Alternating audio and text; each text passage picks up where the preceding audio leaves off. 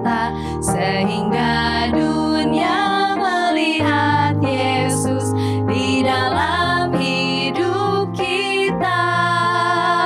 Apa dunia lihat Yesus dalam aku, engkau juga. Dalam kasih-Mu itu, dalam bakti hidupmu, apa dunia lihat Yesus. Apa kita nyatakan kasih-Nya pada semua orang yang berdosa. Maukah kita menolong mereka dari binasa dosa. Apa dunia lihat Yesus dalam aku, engkau juga. Dalam kasih-Mu itu, dalam bakti hidupmu, apa dunia lihat Yesus.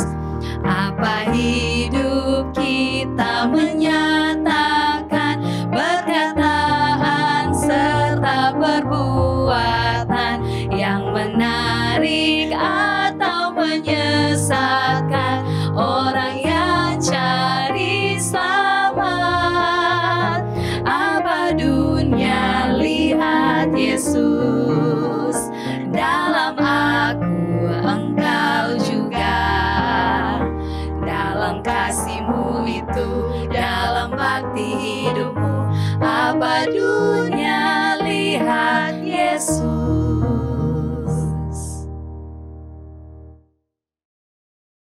Mari kita tunduk kepala dan berdoa.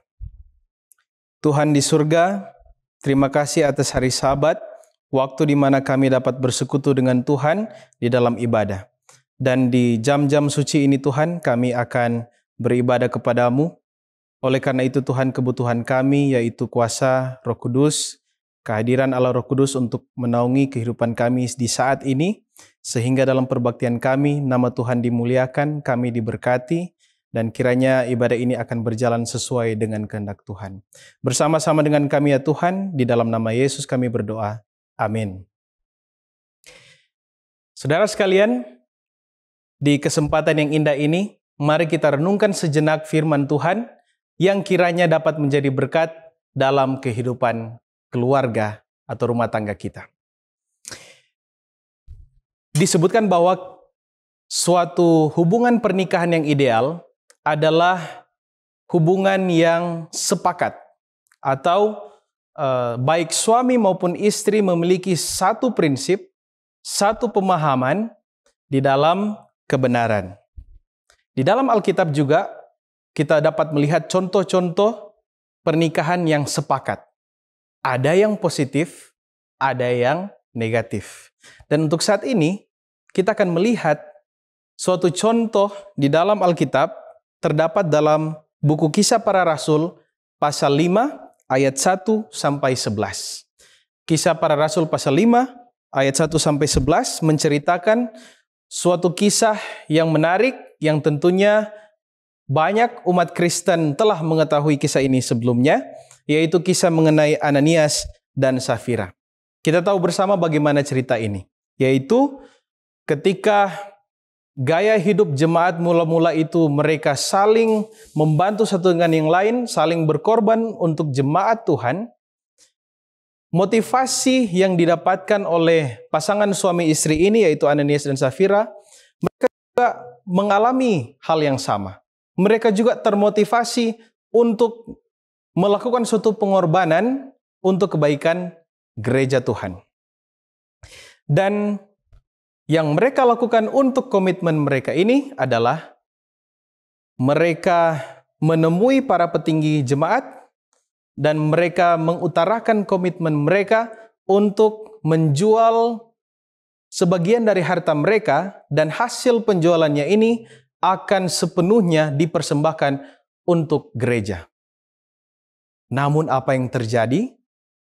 Ketika mereka mendapatkan hasilnya, pasangan ini mereka sepakat untuk mengambil sekian persen dari hasil penjualan mereka dan persen lainnya mereka persembahkan untuk gereja.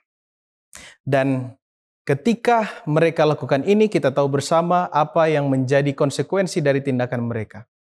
Singkatnya, tidak lama kemudian, pasangan suami istri ini diizinkan Tuhan untuk meninggal. Apa yang kiranya kita dapat pelajari dari kisah ini? Kisah Ananias dan Safira merupakan contoh dari sekian banyak contoh dalam Alkitab yang menggambarkan bagaimana rumah tangga yang tidak sesuai dengan kehendak Tuhan. Walaupun mereka sepakat, walaupun mereka seia sekata, namun mereka sepakat untuk melakukan hal yang negatif, tidak baik di hadapan Tuhan. Kisah mereka ini menunjukkan bahwa kesepakatan tidak selalu benar. Kesepakatan tidak selalu benar ketika kita tidak melibatkan Tuhan dalam keputusan keluarga kita. Kesatuan itu penting, tetapi kesatuan yang mengarah kepada iman kepada Tuhan, bukan kesatuan dalam berbuat kejahatan. Ada suatu ilustrasi yang menceritakan bagaimana seorang pasangan suami istri mengalami juga ujian yang serupa dengan Ananias dan Safira. Suatu kali di dalam dunia pekerjaan, seorang suami ditawarkan untuk mengambil dalam tanda kutip uang pelicin dari suatu proyek di dalam perusahaan tersebut. Dia ditawarkan untuk mengambil sekian persen uang yang seharusnya tidak dia ambil. Namun ketika melihat jumlahnya, itu sangat besar dan bisa sangat bermanfaat untuk kehidupan keluarga. Lalu pulanglah suami ini ke rumah dan menceritakan apa yang terjadi dalam pekerjaannya hari itu kepada istrinya. Ketika dia menceritakan apa yang terjadi kepada istrinya, lalu istrinya mengatakan hal yang harus kita garis bawahi di saat ini, yaitu yang dikatakan istrinya, "Aku lebih suka kita makan sederhana tapi diberkati, daripada hidup mewah tapi membawa kutuk ke rumah ini." Kata-kata yang sederhana namun sangat menyentuh suami pada saat itu. Dia merasakan bahwa kata-kata itu bukan hanya dari istrinya, tetapi dari Tuhan melalui istrinya. Lalu langsung dia putuskan dia tidak akan mengambil sepeser pun dari uang tersebut, dan dia akan tetap dalam prinsipnya, yaitu berlaku jujur dan adil. Beberapa bulan kemudian, proyek ini yang dapat diambil keuntungan yang tidak baik ini akhirnya mengalami sebuah kegagalan yang luar biasa. Dan akhirnya orang-orang yang terlibat di dalamnya juga dihukum. Saudara sekalian, kita diajak saat ini untuk melihat dari contoh kehidupan Ananias dan Safira, yaitu kita tidak boleh sepakat di dalam dosa. Kita tidak boleh sepakat untuk melakukan hal negatif. Dan ketika kita tidak melakukan hal ini, percayalah saudara bahwa Tuhan akan memberkati keluarga kita dengan berkat-berkat yang luar biasa, bahkan di luar logika manusia. Kiranya dalam kehidupan keluarga kita akan terus menjunjung tinggi integritas, kejujuran, dan sepakat di dalam iman kepada Yesus Kristus. Tuhan Yesus memberkati.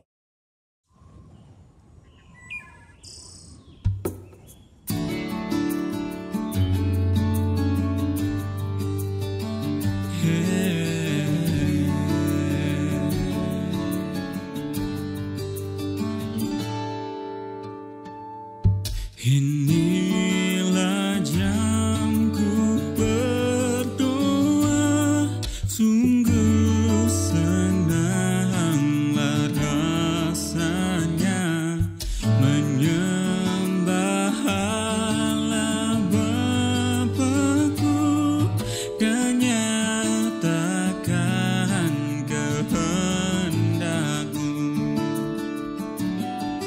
Oh,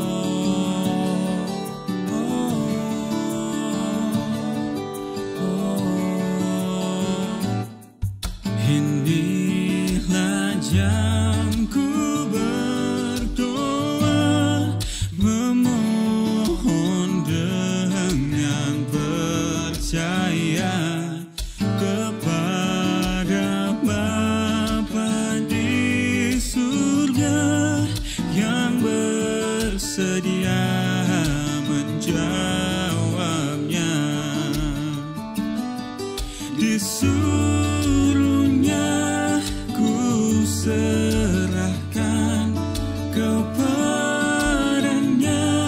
semua susah,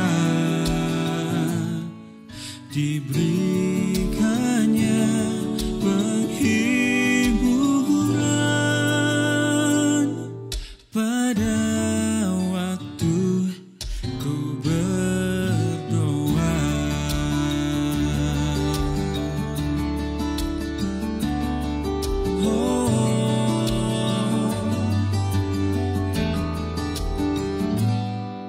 Inilah jamku berdoa untuk mendapat kekuatan, sehingga di bukit Pisgah ku pandang ke negeri Tuhan.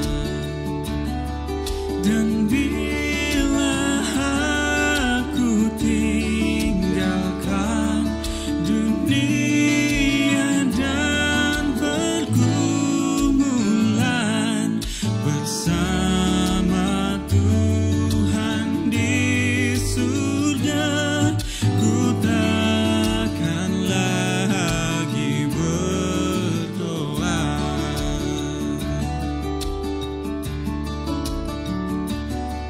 Senanglah selalu jiwaku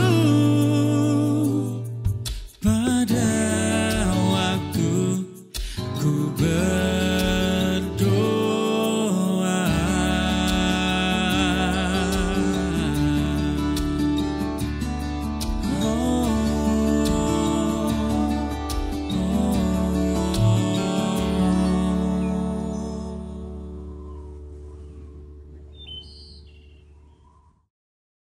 Shalom, salam sejahtera di dalam kasih Tuhan kita Yesus Kristus. Puji Tuhan boleh bertemu kembali dalam program pendalaman Alkitab melalui pelajaran Sekolah Sahabat bersama dengan kami, Cornelius Media. Kita sudah tiba di pelajaran yang ke-7 dengan tema kesetiaan tertinggi beribadah di zona perang.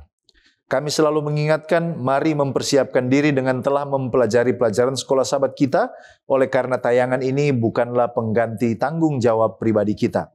Saya Pendeta Edward Taliwongso bersama dengan Pendeta Felix Gosal dan Pendeta Widodo Purwanto akan menolong dalam pendalaman Alkitab pada kesempatan ini. Mari kita tunduk kepala dan kita berdoa.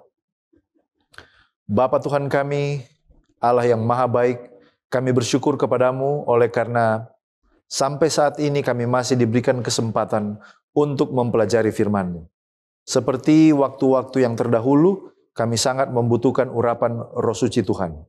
Di dalam nama Yesus kami sudah berdoa. Amin.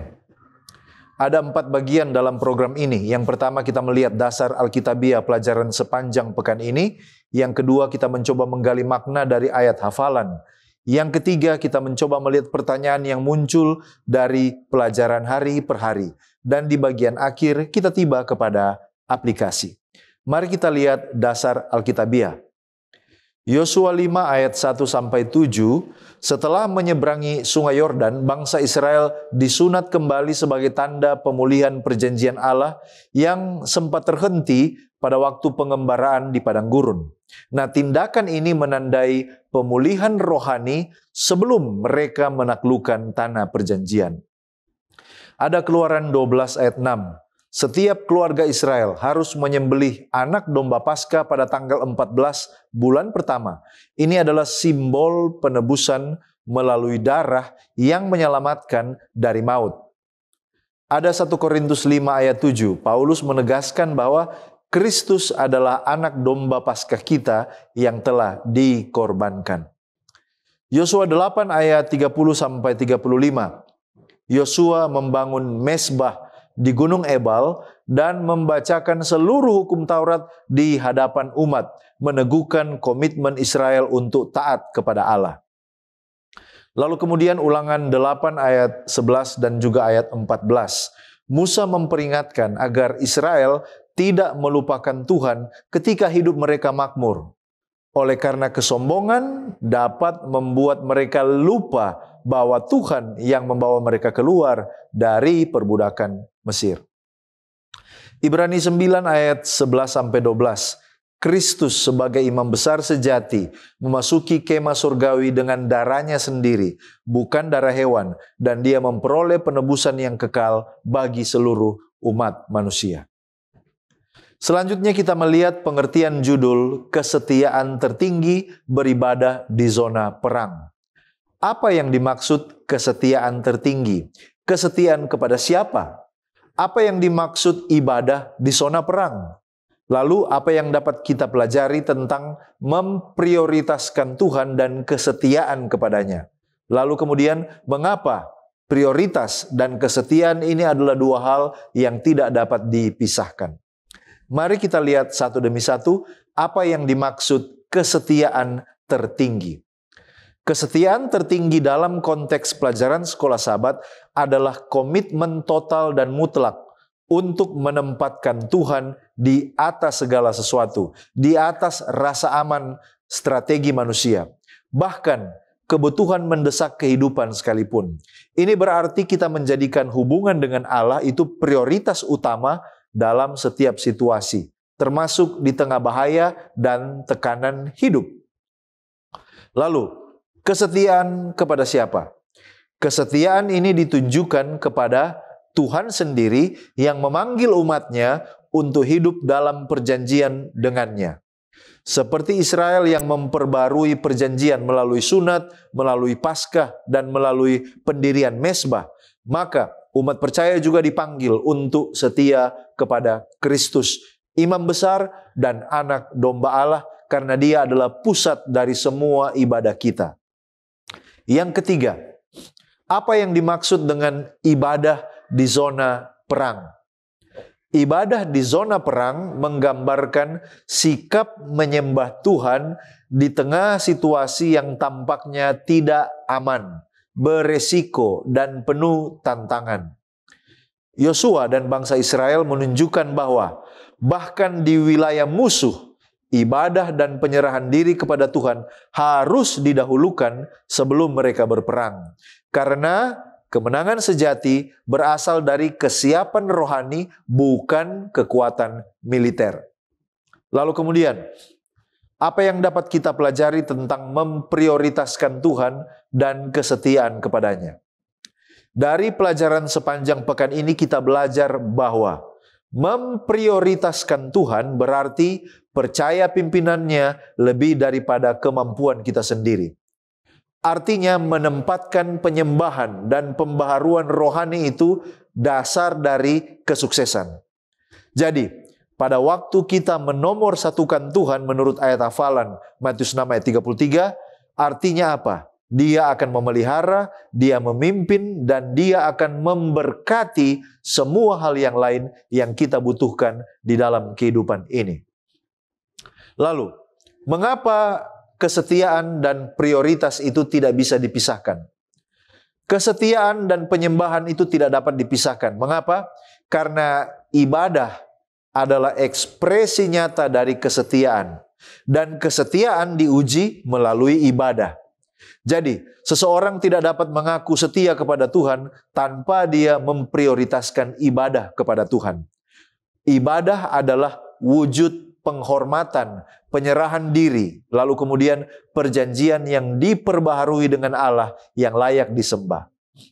Ellen White menekankan hal ini dalam buku That I May Know Him, halaman 322, ketika dia mengatakan, Allah telah memberikan banyak hal dalam hidup ini yang layak kita cintai. Tetapi, ketika kita berlebihan dalam hal yang pada dasarnya halal atau baik, kita menjadi penyembah berhala. Segala sesuatu yang memisahkan kasih sayang kita dari Allah dan mengurangi minat kita pada hal-hal kekal adalah berhala. Mereka yang menggunakan waktu berharga yang diberikan Allah, waktu yang telah dibeli dengan harga yang tak terhingga, untuk memperindah rumah mereka demi pertunjukan, mengikuti mode dan kebiasaan dunia, tidak hanya merampas jiwa mereka sendiri dari makanan rohani, tetapi juga gagal memberikan kepada Allah apa yang menjadi haknya. Jadi, waktu yang dihabiskan untuk memuaskan keinginan egois dapat digunakan sebenarnya untuk memperoleh pengetahuan tentang firman Allah, untuk mengembangkan bakat kita agar kita dapat memberikan pelayanan yang cerdas kepada pencipta kita. Kita tiba pada ayat hafalan Matius 6 ayat 33, tetapi carilah dahulu kerajaan Allah dan kebenarannya, maka semuanya itu akan ditambahkan kepadamu. Mari kita lihat apa konteks dan latar belakang ayat ini. Nah, saudaraku yang terkasih, ayat ini berada dalam bagian khotbah di atas bukit, yaitu Matius pasal 5 sampai pasal 7. Khususnya dalam bagian yang membahas tentang kekhawatiran akan kebutuhan hidup. Itu dimulaikan dari Matius pasal 6 ayat 25 dan juga sampai 34. Nah, di dalam konteks ini kita bisa melihat bahwa Yesus sementara menekankan bahwa umat Allah tidak perlu khawatir seperti bangsa-bangsa yang tidak pernah atau bangsa-bangsa yang tidak mengenal Allah. Itu dicatat di dalam ayat yang ke-32. Kenapa? Oleh karena Bapa surgawi tahu kebutuhan mereka. Ayat 33 ini adalah puncak nasihat ini, yaitu prioritas rohani ini menggantikan kecemasan lahiriah kita. Nah, kalau begitu apa makna kerajaan Allah dalam konteks Injil Matius? Dan kemudian apa makna kebenaran dalam ayat ini? Dan apa pengertian semuanya itu akan ditambahkan? Nah, saudara, Matius umumnya menggunakan frase kerajaan surga. Itu muncul 32 kali. Sedangkan kerajaan Allah hanya muncul 5 kali. Tetapi baik kerajaan surga dan kerajaan Allah ini adalah sinonim atau sama yang digunakan oleh Matius pada saat dia menulis Injil Matius. Nah, saudara, kerajaan Allah di sini mengacu pada pemerintahan aktif Allah atas hidup orang percaya, baik itu secara eskatologis yang akan terjadi di masa depan maupun juga yang terjadi saat ini. Dan di dalam konteks Matius 6 ayat 33 ini berarti menundukkan seluruh hidup, termaksud keputusan-keputusan yang dilakukan, kemudian kehidupan ekonomi, kehidupan sosial, semuanya ini ditundukkan atau di bawah otoritas Allah. Sedangkan kebenaran di sini datang dari kata dikaios sune, atau yang diterjemahkan righteousness. Dan ini bukan sekedar keadilan moral, tetapi ini merujuk kepada kesetiaan pada tuntutan perjanjian Allah, termaksud hidup sesuai dengan kehendak Tuhan, kemudian berlaku adil dan berbelas kasih. Dan semuanya yang ditambahkan di sini merujuk pada kebutuhan dasar, bukan kekayaan. Seventh-day Adventist Bible Commentary volume 5 halaman 333 mengatakan bahwa konteks dekat ayat ini menunjukkan bahwa segala sesuatu merujuk pada makanan, minuman, dan pakaian. Itu bisa kita lihat di ayat 25 dan 31. Janji Tuhan di sini bukanlah bahwa Tuhan akan memberikan kemewahan atau bahkan semua yang diinginkan seseorang, tetapi ini merujuk kepada Tuhan yang akan memenuhi kebutuhan hidupnya. Nah, oleh karena itu, jika semuanya di sini tidak pernah datang, apakah itu berarti seseorang belum cukup mencari kerajaan Allah? Nah, jawabannya adalah tidak. Ayat ini bukan jaminan bahwa setiap orang percaya akan terhindar dari kelaparan, kemiskinan, atau penderitaan. Banyak nabi, rasul, dan juga martir yang hidup dalam kekurangan meski mereka setia kepada Tuhan. Ibrani pasal 11 ayat 35 sampai 38. Janji di sini berbicara tentang kecukupan dalam persekutuan dengan Allah. Jadi bukan berarti kebal terhadap penderitaan.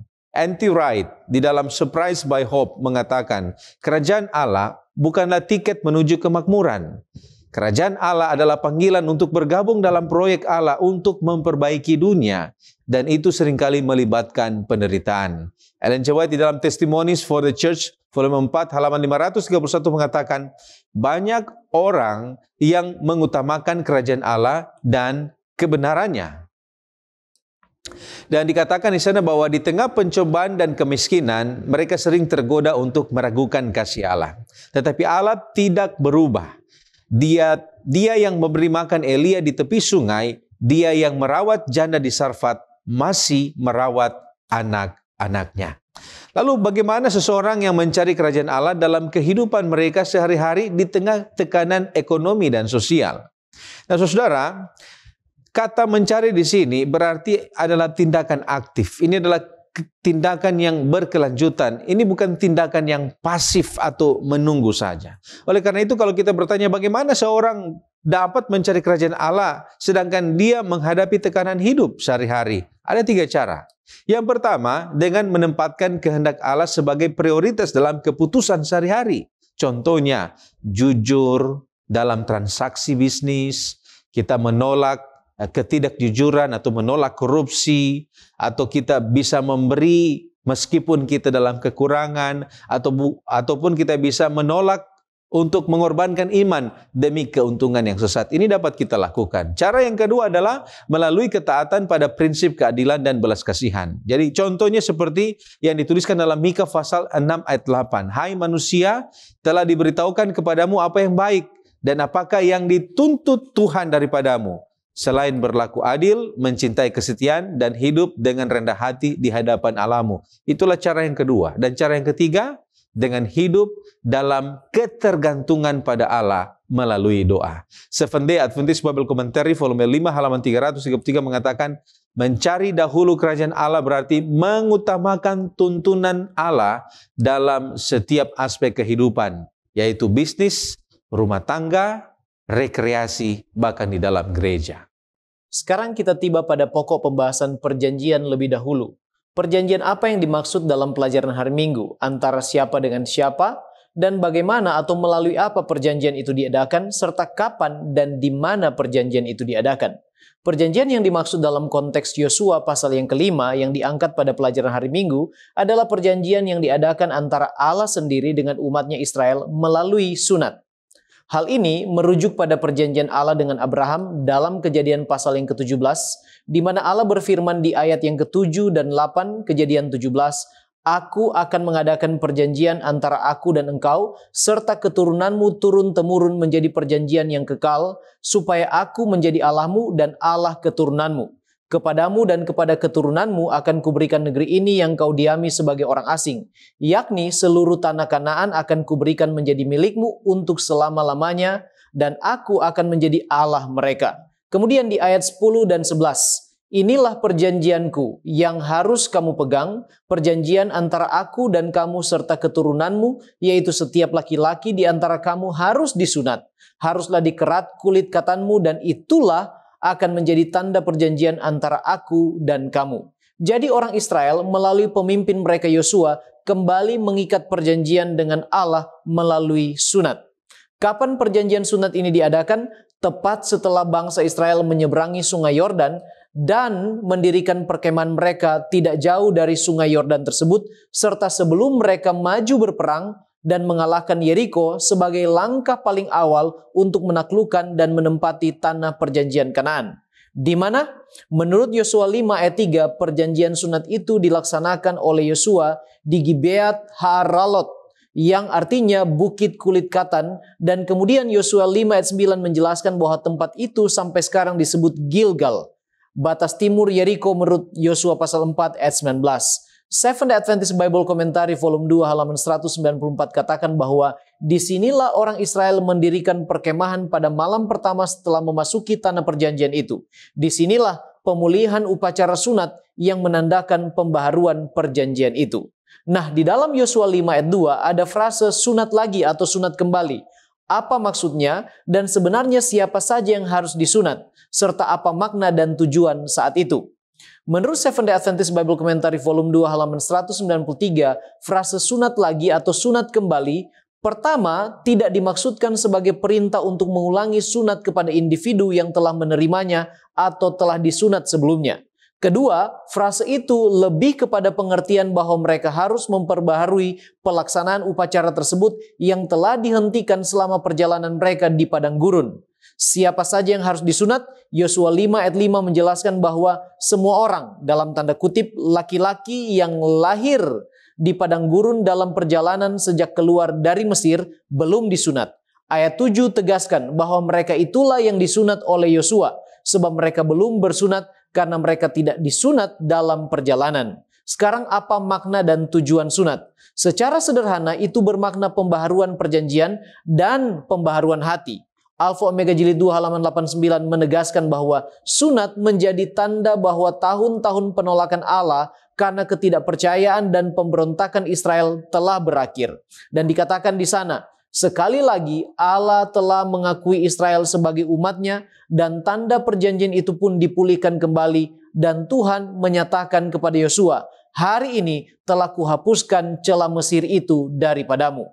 Kemudian Seventh Day Adventist Bible Commentary volume 2 halaman 193-194 katakan bahwa ritual sunat fisik sejatinya melambangkan sunat hati.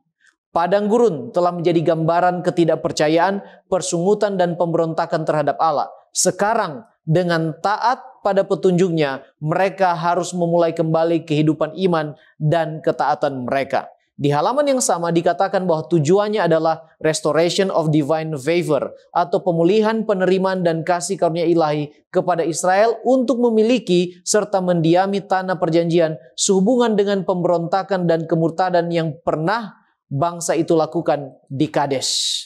Sekarang, mengapa perjanjian ini harus didahulukan daripada penaklukan militer?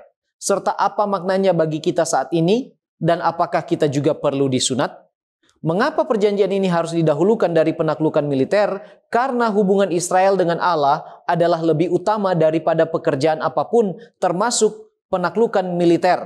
Karena pertempuran ini sekali lagi adalah milik Allah dan dialah yang berperang bagi mereka menurut Yosua 10 ayat yang ke-14. Jadi mencari Tuhan dalam kerendahan hati dan pertobatan serta penurutan terhadap perintahnya untuk memperbaharui hubungan dan perjanjian dengannya adalah syarat mutlak bagi Israel saat itu untuk mereka mendapatkan kemenangan dalam peperangan, menaklukkan dan menduduki tanah perjanjian.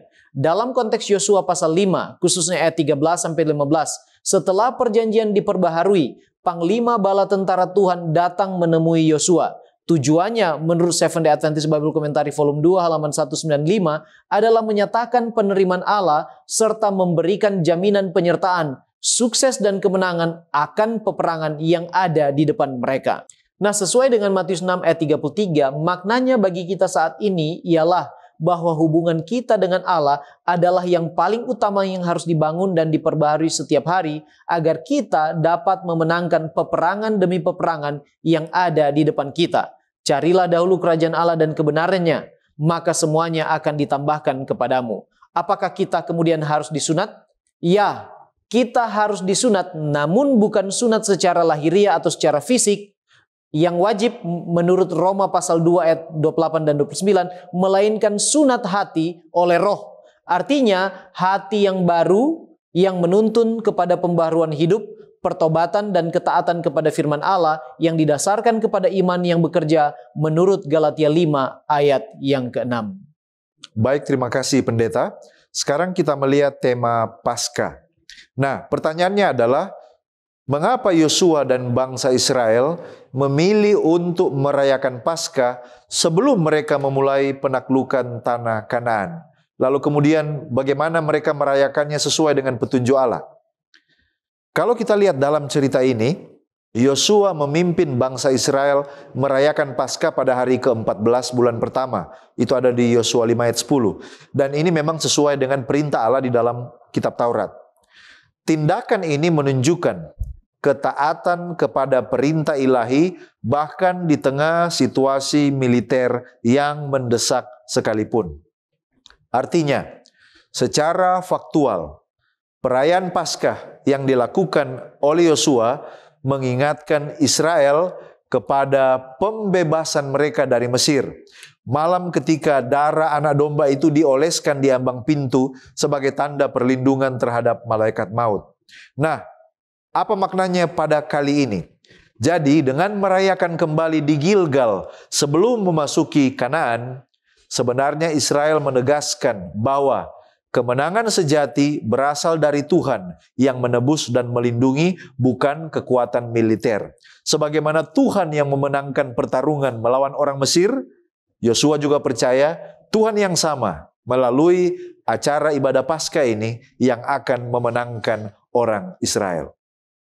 Lalu, apa makna teologis dari perayaan Paskah bagi Israel di masa Yosua? Lalu bagaimana itu sebenarnya juga menuju pada karya penebusan Kristus di masa depan? Secara teologis, Paskah itu berfungsi sebagai simbol penebusan dan pembaruan covenant antara Allah dan umatnya. Jadi darah anak domba Paskah itu melambangkan penebusan dari kematian dan perbudakan dosa.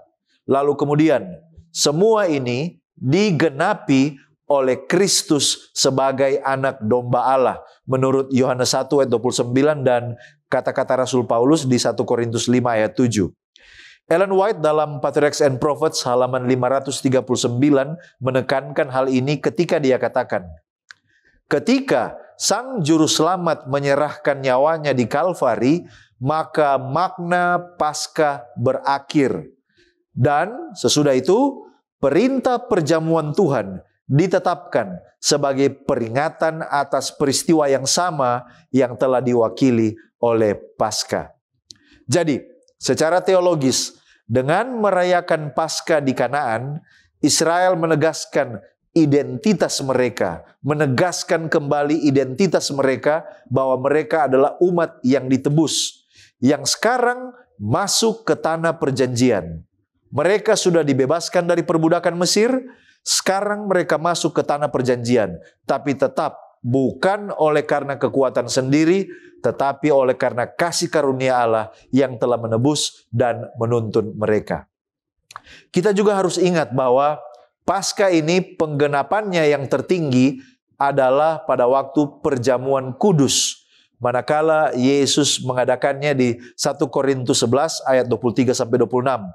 Paskah yang lama diganti dengan peringatan kematian Kristus. Tetapi Paskah ini juga memiliki makna eskatologis. Mengapa? Oleh karena Paskah menunjuk kepada perjamuan yang paling terakhir yang disebut perjamuan kawin anak domba dalam Wahyu 19 ayat 9. Pada waktu itu umat tebusan akan menyeberang, tetapi bukan ke Kanaan duniawi, tetapi menyeberang ke Kanaan sorgawi, bersatu dengan penebus mereka. Dengan demikian, Paskah, perjamuan kudus, dan pesta kawin anak domba, perjamuan akhir zaman, merupakan 3 tahap progresif dari rencana penebusan Allah. Ellen White dalam Patriarchs and Prophets halaman 277 menekankan hal ini ketika dia katakan, Paskah itu harus bersifat peringatan dan simbolis. Tidak hanya mengacu pada pembebasan dari Mesir, tetapi juga menunjuk kepada pembebasan yang lebih besar yang akan diselesaikan oleh Kristus dalam membebaskan umatnya dari perbudakan dosa, puncaknya nanti pada waktu pesta perjamuan kawin anak domba. Secara aplikasi, bagaimana Paskah ini boleh terus kita ingat dan kita mengalami realitasnya dalam hidup sehari-hari. Apa yang harus kita lakukan? Yang pertama, kita harus menjaga persekutuan pribadi kita dengan Kristus melalui doa dan perenungan firman. Yang kedua, kita harus meneladani kasih dan kerendahan hati Yesus Kristus. Filipi 2 ayat 5-8. Yang ketiga, kita hidup dalam ketaatan kepada perintah-perintah Tuhan dan bersyukur. Dan yang keempat, kita bersaksi tentang kuasa penebusan yang sudah kita alami, di mana kita telah mengalami perubahan karakter. Kalau kita melakukan 4 hal ini, maka makna Paskah itu dapat terus kita hidupkan setiap hari. Kita tiba pada pokok diskusi mengenai mezbah pembaharuan. Nah, mezbah apa yang dimaksudkan dalam konteks ini dan mengapa harus ada pembaharuan dalam konteks ini? Nah, saudara, mezbah yang dimaksud di sini adalah mezbah korban di Gunung Ebal. Ini ditulis atau dicatatkan di dalam Yosua pasal 8 ayat 30-31. Di mana mezbah ini dibangun sesuai perintah dalam Ulangan 27 ayat 4-6. Jadi ini bukan mezbah pribadi seperti zaman para bapa, tetapi ini adalah mezbah nasional yang menandai ketaatan seluruh umat Israel terhadap perjanjian di Sinai.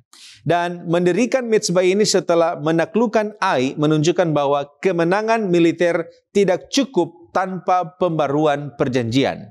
Masuk ke Kanaan bukan akhir perjalanan, tetapi ini adalah awal iman atau awal ujian iman. Tanpa pembaharuan perjanjian, maka Israel berisiko menyembah Allah Kanaan. Oleh karena itu, mezbah di sini menjadi tanda identitas teologis yang menyatakan jika bangsa Israel adalah umat Tuhan, bukan bagian dari budaya Kanaan. Seventh-day Adventist Bible Commentary volume 2 halaman 33 mengatakan pembangunan altar atau pembangunan mezbah dan pembacaan hukum menandai pengesahan resmi perjanjian di tanah itu. Itu adalah tindakan pengudusan nasional. Nah, kalau begitu, apa pengertian Yosua mendirikan mezbah dari batu-batu yang tidak terpahat? Mengapa salinan Taurat ditulis di atas batu-batu besar yang dicat putih dan berbeda atau terpisah dengan batu-batu mezbah, batu-batu yang lainnya? Nah, saudaraku yang terkasih, mezbah dari batu ini tidak dipahat adalah menandakan penolakan terhadap elemen kultus yang ada di Kanaan. Batu yang tidak dipahat ini melambangkan kemurnian ibadah. Artinya di sana tidak ada sentuhan tangan manusia yang bisa menodai kesucian korban. Dan ini kontras dengan mezbah orang kafir yang dihiasi ukiran dan juga ada patung, dipahat dan lain sebagainya. Nah, sedangkan di sini kalau kita lihat ada pemisah antara batu mezbah dan batu hukum. Dan ini sesuai dengan Ulangan pasal 27 ayat 2 sampai 3 dan juga ayat 8. Ini menunjukkan dua aspek perjanjian, yaitu di sana ada anugerah yaitu korban dan di sisi lain di sana ada tanggung jawab yaitu hukum. Nah, kita dapat pahami bahwa Allah menyediakan jalan perdamaian lewat mezbah, tetapi umat harus hidup sesuai perjanjian, yaitu hukum. Jadi keduanya ini diperlukan. Korban tanpa ketaatan menjadi ritual yang kosong, kemudian hukum tanpa korban menjadi legalisme yang mati. Seventh-day Adventist Bible Commentary dalam volume 1 halaman 478 mengatakan, batu-batu hukum itu diplester agar tulisannya jelas dan permanen. Batu-batu itu berdiri di dekat altar tetapi tampak jelas, menandakan bahwa ketaatan harus mengikuti ibadah. Nah, kalau begitu, mengapa saat ini orang Kristen tidak membangun mezbah? Jawabannya adalah karena Yesus Kristus adalah mezbah, adalah korban, adalah imam besar yang menggenapi seluruh sistem korban perjanjian lama. Mezbah batu itu adalah bayangan dari realitas Kristus, karena ia telah mempersembahkan dirinya sekali untuk selamanya dan tidak perlu lagi mezbah fisik. Itu bisa kita lihat di dalam Ibrani pasal 10 ayat 10 sampai 14. Nah, kalau kita baca dalam Roma pasal 12 ayat 1 di sana dikatakan bahwa persembahkanlah tubuhmu sebagai persembahan yang hidup, itulah ibadahmu yang sejati. Kemudian juga dalam 1 Petrus pasal 2 ayat 5, kamu juga dipergunakan sebagai batu yang hidup untuk pembangunan rumah rohani. Oleh karena itu, di sini kita bisa melihat bahwa orang percaya sendiri juga adalah mezbah yang hidup. Kita ini adalah batu rohani dalam rumah Tuhan. Seventh-day Adventist Bible Commentary volume 7 halaman 1012 mengatakan dalam dispensasi perjanjian baru, mezbah fisik telah digantikan oleh Yesus Kristus sendiri. Dan kemudian kehidupan orang percaya adalah mezbah, tempat mempersembahkan korban rohani, dipersembahkan menurut 1 Petrus 2 ayat 5. Kita masuk pada pokok pembahasan ditulis di atas batu. Apa kisah di balik topik ditulis di atas batu? Batu seperti apa yang dimaksud? Apa yang ditulis di sana? Serta apa tujuannya? Setelah bangsa Israel mengalami kemenangan terhadap kota Ai, di mana sebelumnya mereka dikalahkan karena dosa Akan dan juga kesombongan mereka sendiri, maka Yosua, pemimpin bangsa itu, mengambil tindakan beribadah dan penyembahan kepada Allah untuk sekali lagi memperbaharui perjanjian dengan Allah. Yosua 8 ayat 30 katakan, pada waktu itulah Yosua mendirikan mezbah di Gunung Ebal bagi Tuhan Allah Israel, seperti yang diperintahkan Musa hamba Tuhan kepada orang Israel, menurut apa yang tertulis di dalam kitab hukum Musa, suatu mezbah dari batu-batu yang tidak dipahat, yang tidak boleh diolah dengan perkakas besi apapun. Di atasnya lah mereka mempersembahkan korban bakaran kepada Tuhan dan mengorbankan korban keselamatan. Batu di sini merujuk pada mezbah persembahan korban. Jenis batu itu adalah batu alami yang utuh dari Gunung Ebal, artinya yang tidak dipahat atau diolah oleh perkakas besi apapun. Pertanyaannya, mengapa demikian? Seventh-day Adventist Bible Commentary volume 2 halaman 216 katakan bahwa hal ini selaras dengan perintah Allah dalam Ulangan 27 ayat 5 dan 6. Dan alasannya ialah bahwa ada bahaya di sana, bahwa dengan menggunakan pahat, orang Israel mungkin akan membuat patung-patung di atas mezbah-mezbah ini, dan dengan demikian tergoda lagi untuk menyembah berhala. Sekarang apa yang tertulis atau ditulis di atas batu-batu ini? Yaitu adalah salinan hukum Musa. Yosua 8 ayat 32. Dan di sanalah di atas batu-batu itu dituliskan Yosua salinan hukum Musa yang dituliskannya di depan orang Israel. Seventh-day Adventist Bible Commentary volume 2 halaman 216 menjabarkan bahwa di dalamnya ada 10 hukum Allah, hukum Musa, termasuk juga janji berkat dan kutuk. Dan dikatakan bahwa tujuannya adalah agar itu menjadi monumen yang diletakkan tepat di samping mezbah atau altar dan kemudian ditulis di atas batu agar menjadi monumen yang bertahan berabad-abad lamanya untuk menjadi saksi bagi Israel tentang perjanjian mereka dan juga saksi bagi bangsa-bangsa di sekitarnya. Sekarang mengapa semuanya harus dibacakan kepada seluruh jemaah Israel, termasuk kepada para wanita, anak-anak, bahkan pendatang yang telah bergabung dengan mereka? Menurut Andrews Bible Commentary halaman 376, yang pertama adalah karena covenant atau perjanjian itu dimaksudkan untuk setiap orang Israel, bukan hanya para laki-laki saja. Yang kedua dikatakan bahwa penulisan hukum di atas batu dan pembacaannya di hadapan seluruh jemaah Israel akan meninggalkan kesan yang tidak terhapuskan bagi Israel, baik secara visual maupun di dalam hati mereka. Saat Yosua membacakan hukum dan mereka menikmati berkat persekutuan, mereka juga akan merenungkan berkat dan kutukan yang akan mengikuti baik ketaatan atau ketidaktaatan terhadap hukum. Dan kepemilikan dan kependudukan Israel atas tanah Kanaan bergantung pada ketaatan terhadap hukum perjanjian. Dan hukum sebagai cerminan karakter Allah merupakan dasar kehidupan di tanah perjanjian itu bagi bangsa Israel. Sekarang apa pelajarannya bagi kita saat ini? Pembaharuan rohani harus dilakukan. Itu pelajaran yang paling pertama. Pena Inspirasi katakan dalam God's Amazing Grace halaman 223 bahwa adalah melalui pembaharuan hati kasih karunia Allah bekerja untuk mengubah kehidupan.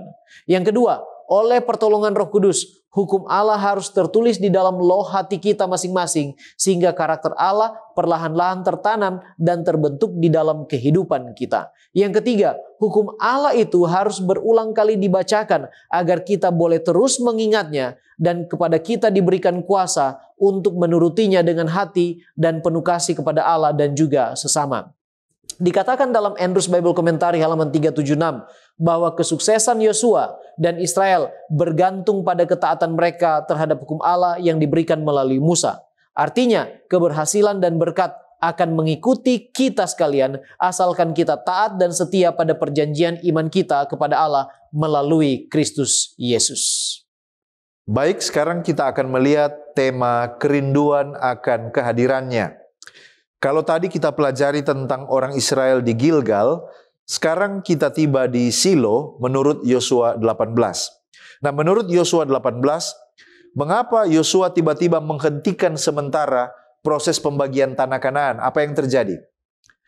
Jadi, Yosua menghentikan sementara pembagian tanah karena dia memimpin bangsa Israel untuk mengadakan pertemuan kudus di Silo, mendirikan kemah suci Tuhan. Ini bukan sekedar jeda administratif, tetapi ini adalah tindakan rohani di mana dia mendahulukan penyembahan sebelum pekerjaan militer dan administratif. Jadi pendirian kemah suci menandakan bahwa janji Allah untuk berdiam di tengah umatnya sekarang ini telah digenapi. Dengan menempatkan pusat ibadah ini di Silo, maka Yosua menegaskan bahwa kehadiran Allah adalah inti dari kehidupan nasional Israel. Lebih penting bahkan daripada pemilikan tanah itu sendiri. Tanah hanya berarti berkat kalau Tuhan tinggal di tengah umatnya. Apa makna teologis dari pendirian kemah suci di Silo bagi orang Israel? Lalu bagaimana ini menunjuk kepada bait suci sorgawi di mana Kristus sebagai pelayan kita? Nah, saudaraku, secara teologis pendirian kemah suci di Silo menandai puncak penggenapan janji covenant Allah, bahwa Dia akan berdiam di tengah-tengah umatnya. Jadi tempat kudus itu adalah simbol kehadiran Allah. Itu adalah pusat penyembahan. Itu adalah sumber berkat. Itu adalah sumber pengampunan bagi Israel. Tabut perjanjian itu adalah lambang takhta ilahi, menunjukkan bahwa seluruh kehidupan bangsa dipusatkan pada Allah sebagai raja mereka. Trent C. Butler dalam Word Biblical Commentary volume 7 halaman 204 menekankan hal ini ketika dia katakan, dalam konteks sastra Alkitab saat ini, kemah ini menunjukkan bahwa Israel sepenuhnya taat pada kehendak Allah dan bahwa pembagian tanah kepada 7 suku dilakukan di hadapan Allah. Menariknya, pendirian simbol akses ke Yahweh hanya dilakukan ketika tanah itu telah beristirahat dari perang. Inilah gambaran yang ingin diingat oleh penulis-penulis yang diilhami. Mereka menerima tanah mereka ketika mereka menyediakan tempat bagi Yahweh untuk berbicara kepada mereka. Hal ini dilakukan dalam suasana damai, bukan perang. Jadi, ketaatan kepada Allah tidak membawa pertempuran dan juga penaklukan yang baru. Ketaatan kepada Allah membawa damai dan kehidupan di tanah yang telah Dia berikan. Jadi, ketika mereka menyediakan rumah Allah, kemah Allah di Shilo, sebelum mereka membagi tanah itu, ini adalah bukti bahwa mereka menyediakan tempat bagi Yahweh untuk berbicara kepada mereka nanti di tanah perjanjian yang baru itu. Nah, bagi orang Kristen, konsep ini menemukan penggenapannya di dalam Kristus sebagai imam besar kita di bait suci sorgawi. Oleh karena Yesus dengan darahnya sendiri membuka jalan masuk menuju kehadirat Allah. Sama dengan orang Israel terbuka jalan untuk menuju ke tanah perjanjian, Yesus juga yang membuka jalan supaya mereka masuk di dalam realitas sorgawi, di mana Kristus sekarang melayani sebagai pengantara kita. Sebagai umat Kristen masa kini, kita mungkin berkata, tidak ada lagi tempat kudus fisik seperti di zaman Israel. Bagaimana saya dapat hidup mengalami hadirat Allah manakala tidak ada lagi bait suci fisik, tetapi hanya ada bait suci sorgawi? Nah, saudaraku, ingat baik-baik bahwa Kristus adalah imam besar kita yang hidup. Bukan lagi bait suci di dunia ini, buatan tangan manusia, tetapi bait suci di sorga yang bukan buatan tangan manusia. Ada 3 aplikasi penting. Yang pertama, kalau kita mau mengalami hadirat Allah, fokus kepada perkara-perkara rohani. Artinya, menjadikan hubungan kita dengan Kristus sebagai pusat hidup, sebagaimana Israel memusatkan hidup mereka di sekitar kemah suci. Yang kedua, kita menghidupkan kehidupan yang kudus. Mengapa? Karena Kristus melayani di bait suci sorgawi, maka hidup kita di bumi juga harus menjadi bait Allah yang kudus. 1 Korintus 6 ayat 19-20.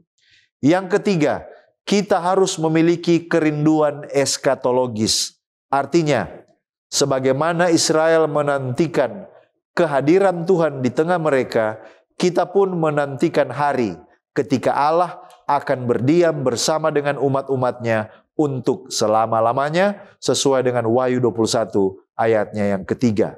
Itulah yang dapat kita lakukan untuk mengalami realita hadirat Kristus dalam hidup sehari-hari. Kita tiba pada pendalaman. Mengapa Yosua mendirikan altar korban di Gunung Ebel? Bukankah ini tempat kutukan dalam Ulangan pasal 27? Nah, apa makna teologis dari menempatkan korban di tempat yang dikutuk ini? Nah, saudaraku yang terkasih, Yosua mendirikan altar di Gunung Ebel atau di Gunung Ebal karena secara eksplisit ini diperintahkan oleh Musa yang dicatat di dalam Ulangan pasal 27 ayat 4. Di sana Alkitab mengatakan, dan sesudah kamu menyeberangi sungai Yordan, maka haruslah batu-batu itu yang telah kuperintahkan kepadamu pada hari ini kamu tegakkan di Gunung Ebal dan kau kapuri. Jadi di sini bukan sekedar simbol atau strategi, tetapi apa yang dilakukan oleh Yosua ini adalah ketaatan pada perintah.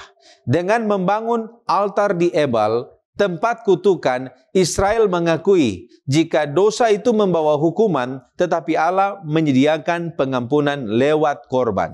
Penempatan mezbah di Gunung Ebal, tempat yang terkutuk, justru menegaskan bahwa anugerah dapat ditempatkan di tempat atau di tengah penghukuman.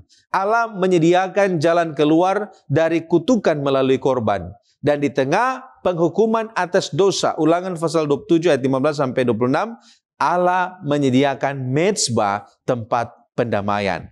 Dan ini adalah bayangan teologis dari salib, di mana Kristus menjadi kutuk karena kita. Galatia pasal 3 ayat 13. John Walton, seorang ahli perjanjian lama, di dalam komentarnya mengatakan bahwa Gunung Ebal dipilih bukan karena kaitannya dengan kutukan, melainkan justru altar di sana menyatakan bahwa kutukan perjanjian bukanlah penentu, tetapi kasih karunialah penentunya. Seventh-day Adventist Bible Commentary volume 1 halaman 478 mengatakan altar di Gunung Ebal, gunung kutukan, menandakan bahwa hanya melalui korbanlah kutukan hukum Taurat dapat disingkirkan. Altar itu menunjukkan ke depan kepada korban agung yang akan menanggung kutukan bagi semua orang. Nah, kalau begitu, mengapa Ellen G. White mengatakan jika perjamuan suci bukan saat untuk berduka? Apa artinya? Nah, saudara, ada dua jawaban untuk pertanyaan ini. Mengapa perjamuan suci bukan saat untuk berduka? Yang pertama, oleh karena perjamuan Tuhan adalah perayaan akan kemenangan Kristus, bukan ritual atau ratapan atas dosa. Jadi duka dan pengakuan dosa adalah bagian yang terpisah. Itu kita bisa baca dalam 1 Korintus 11 ayat 28. Tetapi saat perjamuan itu sendiri dilaksanakan, itu adalah momen di mana kita bersatu atau bersekutu dengan Kristus yang bangkit dan yang telah mengalahkan dosa dan maut. Jadi sebelum kita datang ke tempat perjamuan, sudah harus ada pembersihan, sudah harus ada duka cita, pertobatan yang dilakukan oleh seseorang sebelum dia duduk di dalam perjamuan kudus. Karena fokus dalam perjamuan ini bukan pada kegagalan diri seseorang, tetapi fokusnya di situ adalah kasih karunia yang telah mengampuni orang tersebut. Itu yang pertama. Yang kedua, oleh karena perjamuan ini adalah pertemuan dengan Kristus dalam terang penyelamatan. Jadi ini bukan bayangan di salib, tetapi ini adalah cahaya kebangkitan. Itu dicatat oleh Ellen G. White. Ellen G. White membedakan antara pertobatan yang menyakitkan dan iman yang menerima anugerah yang menggembirakan. Oleh karena itu perjamuan ini adalah puncak iman. Kita datang bukan sebagai orang yang masih dihukum, tetapi sebagai anak yang telah diterima. Maurice Leon di dalam Apostolic Preaching of the Cross mengatakan bahwa perjamuan kudus bukanlah perjamuan pemakaman, melainkan pesta kemenangan. Perjamuan kudus mewartakan kematian Tuhan, tetapi dalam konteks kebangkitannya dan janji kedatangannya kembali. Ellen G. White di dalam Desire of Ages halaman 659 mengatakan, namun ibadah perjamuan kudus bukanlah masa berduka. Bukan itu tujuannya. Saat para murid Tuhan berkumpul di mejanya, mereka tidak boleh mengingat dan meratapi kekurangan mereka. Kini mereka datang untuk bertemu dengan Kristus, mereka tidak boleh berdiri di bawah bayang-bayang salib, melainkan di dalam terangnya yang menyelamatkan. Saudaraku, kita tiba pada penutup dan juga aplikasi dari apa yang kita pelajari dan diskusikan bersama. Apa contoh kesetiaan tertinggi saat ini dan bagaimana supaya kita bisa melakukannya? Kesetiaan tertinggi adalah ketika seseorang tetap setia kepada Allah dan kebenarannya, apapun resikonya, meskipun harus kehilangan kenyamanan, harta, jabatan, bahkan nyawa sekalipun. Nah, dengan tidak berkompromi dan menyerah pada godaan untuk melanggar perintah Allah, dengan segala konsekuensinya, kita sedang menyatakan kesetiaan tertinggi kita kepada Allah. Contoh sederhana adalah kita akan tetap teguh menolak bekerja pada hari Sabat, karena itu adalah sesuai dengan hukum Allah, sekalipun resikonya kita mungkin dipecat. Sekarang bagaimana kita bisa melakukannya? Kita bisa melakukannya ketika kita memprioritaskan hubungan pribadi yang dalam dengan Allah melalui doa, merenungkan akan firman-Nya, serta ketaatan yang teguh kepada firman-Nya. Testimonies for the Church volume 8 halaman 55 dan 56 menekankan bahwa kesetiaan tertinggi akan mampu kita lakukan hanya bila kita mati terhadap diri sendiri, di mana kita menyerahkan segala kehendak kita kepada Allah saja. Reflecting Christ halaman 102 menambahkan bahwa kebutuhan terbesar kita agar kita boleh tetap berdiri setia adalah kuasa Roh Kudus yang akan mengerjakan pekerjaan pertobatan dan pengudusan yang sejati dalam kehidupan kita.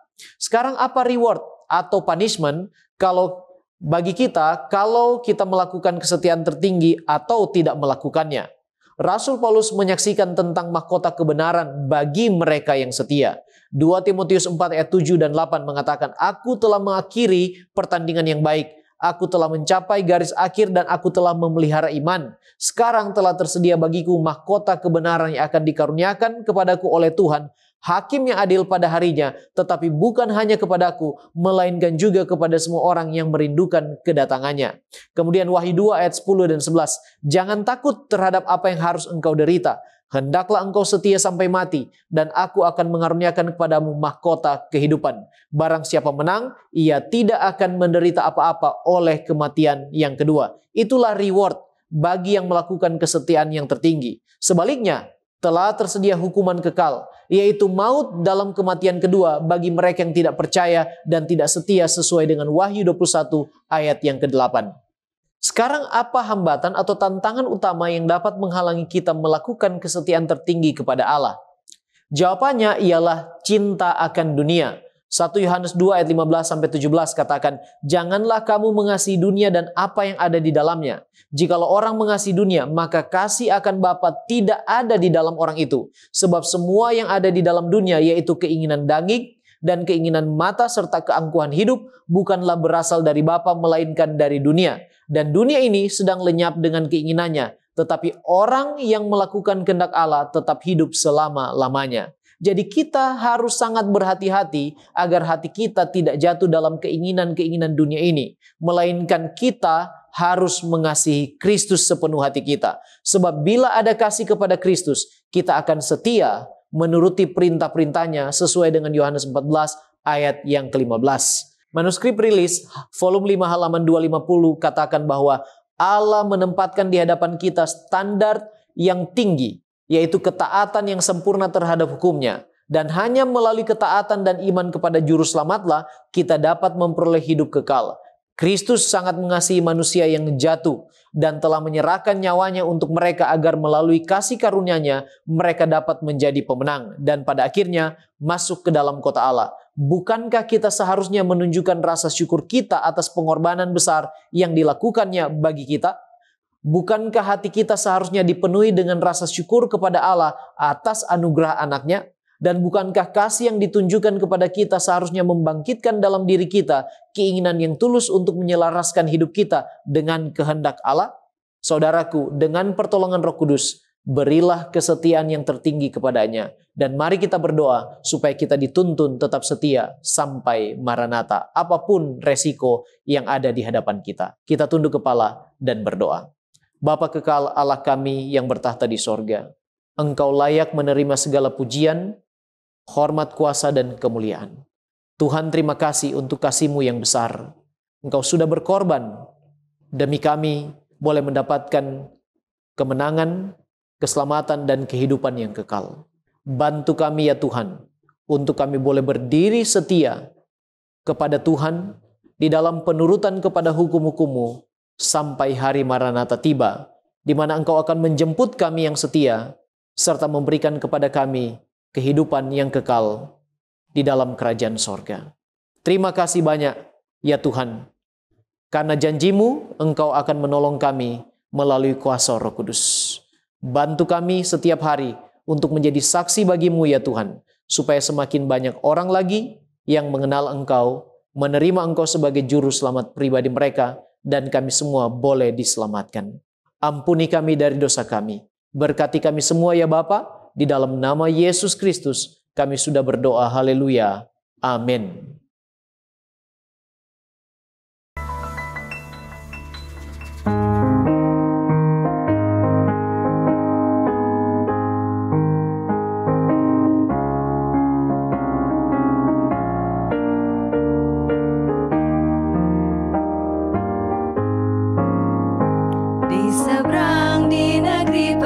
perjanjian Tuhan.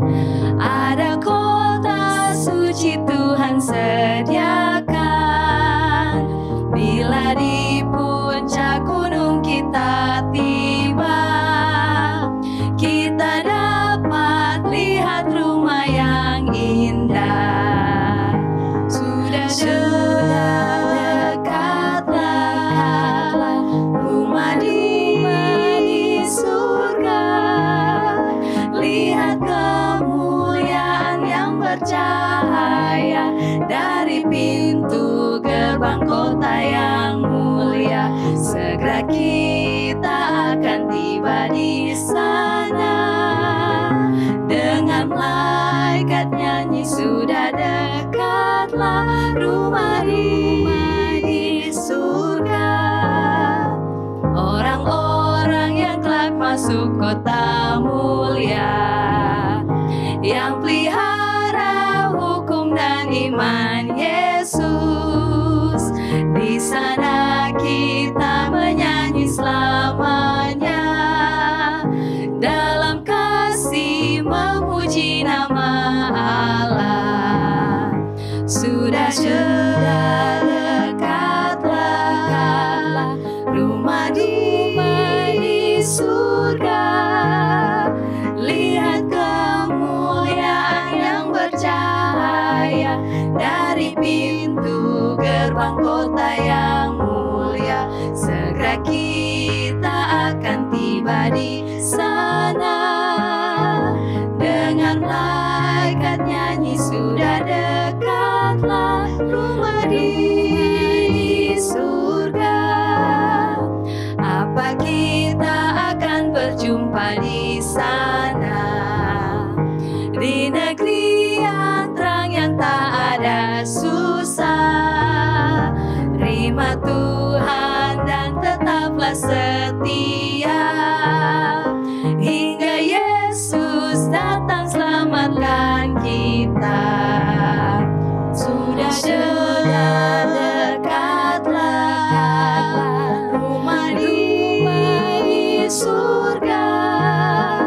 Lihat kemuliaan yang bercahaya dari pintu gerbang kota yang mulia. Segera kita akan tiba di sana.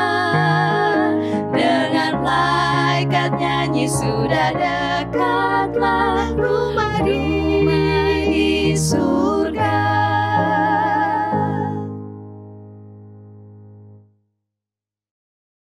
Mari kita berdoa.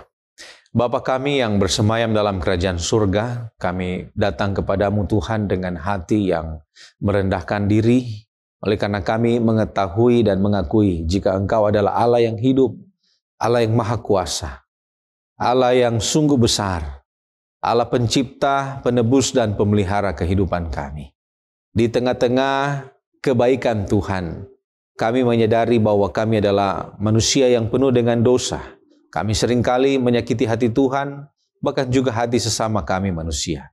Kami kadang membiarkan angan-angan pikiran kami tidak fokus kepada Kristus, tetapi hanya fokus kepada tujuan-tujuan duniawi. Oleh karena itu Tuhan, kami datang merendahkan diri untuk memohon pengampunan. Ampuni kami Bapa, sucikan hati kami, layakkanlah kami di hadapan hadirat-Mu. Dan biarlah pada saat kami akan menikmati detik-detik yang kudus di sepanjang hari Sabat ini, kami boleh benar-benar ditarik dekat dengan Tuhan dan dapat mengetahui kehendak-kehendak Tuhan dalam kehidupan kami. Oleh karena itu Tuhan, kami berdoa untuk firman Tuhan yang akan kami dengarkan bersama. Kiranya firman ini dapat memberikan kami pengertian, dapat menegur dosa-dosa kami, kelalaian-kelalaian kami. Tetapi di saat yang sama dapat mengangkat hati kami untuk dekat dengan Tuhan, untuk mengadakan perubahan-perubahan, dan untuk hidup di dalam komitmen untuk menyenangkan hati Tuhan. Oleh karena itu Tuhan, siapkan hati kami untuk mendengarkan firman ini. Biarlah hati kami dapat menerima apa yang disampaikan. Firman itu dapat tumbuh dalam hati kami, berbuah, dan kami boleh diselamatkan ketika Engkau datang pada kali yang kedua. Mendoakan sahabat-sahabat Cornelius yang saat ini menyaksikan siaran ini, mungkin dalam kondisi yang kurang baik. Entah itu sakit, penyakit, duka cita, ataupun pergumulan-pergumulan yang mereka rasakan. Tuhan bantu. Kiranya Engkau akan memberikan kekuatan, memberikan jalan keluar, memberikan iman yang teguh, memberikan kesembuhan, memberikan penghiburan bagi mereka semua. Dan apa saja yang mereka gumuli pada saat ini, kami percaya Tuhan akan mendengar semua seru dan juga pergumulan mereka, sehingga di akhir dari ibadah ini kami percaya kami akan mendapatkan berkat, jawaban dari setiap doa yang kami panjatkan. Bapa di surga, kami serahkan ibadah ini ke dalam tangan Tuhan. Sertai kami Tuhan, pimpin kami Tuhan.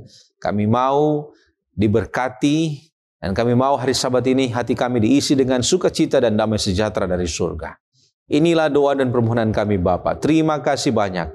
Ampuni kami orang berdosa Tuhan, karena kami sudah berdoa di dalam nama Yesus, yang adalah Tuhan dan Juru Selamat kami.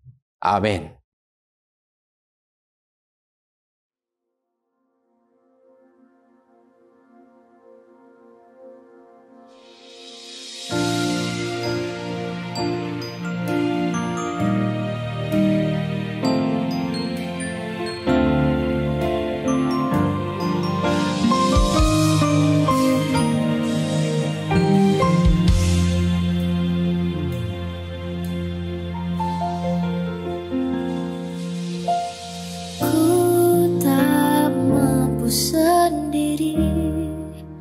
Tuhan menjagaku dari setiap bahaya dalam hidupku.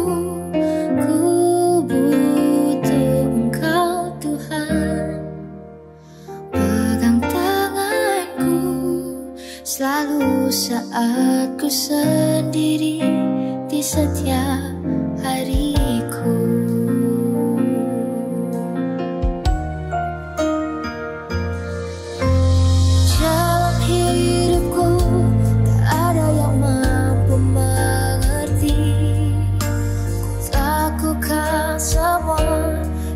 Sepenuh hatiku percaya Tuhan selalu menuntun langkahku. Ku tak dapat berjalan sendiri, tak ada lagi keraguanku. Ku butuh Engkau di hidupku.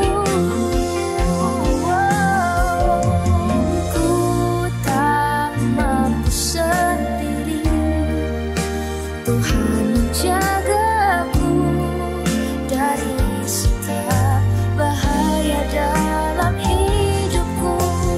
Ku butuh Engkau Tuhan, pegang tanganku selalu saat ku sendiri di setiap hariku.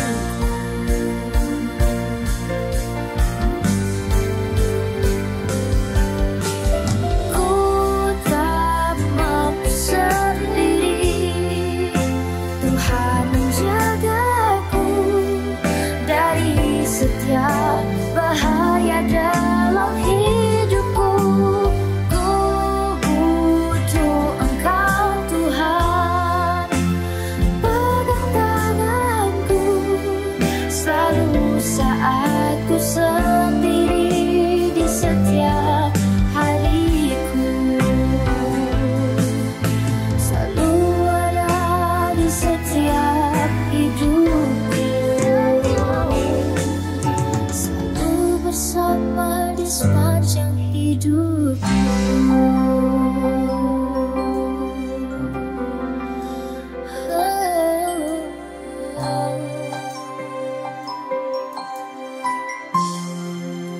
Di sepanjang hidupku.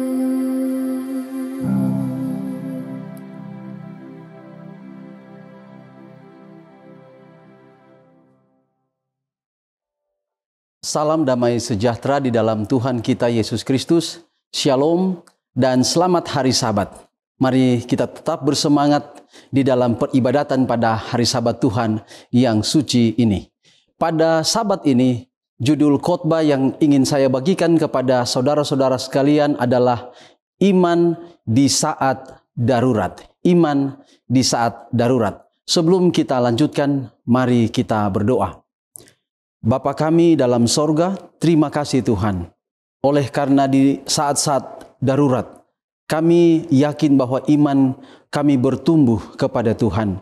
Biarlah kami akan melihat firman-Mu pada Sabat ini.